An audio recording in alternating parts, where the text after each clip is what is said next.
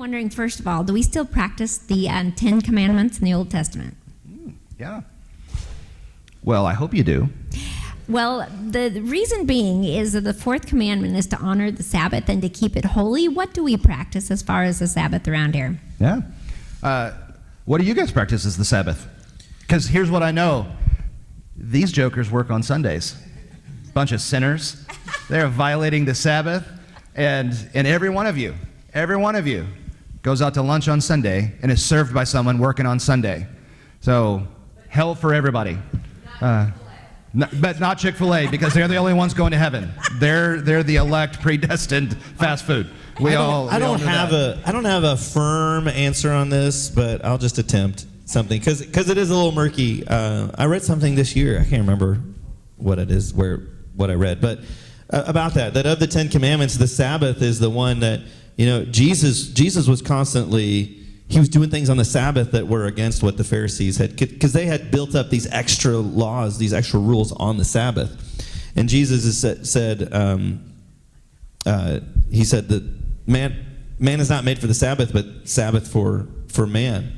And so I think our Christian freedom allows something that was maybe once very rigid as far as the Sabbath to have a little more freedom in that.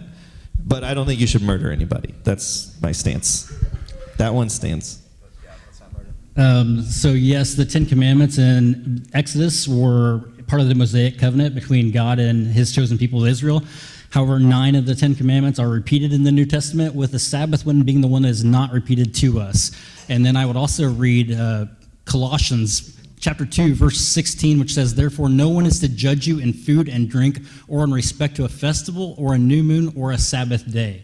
So I would personally contend that in the New Testament we are not commanded to observe the Sabbath any longer.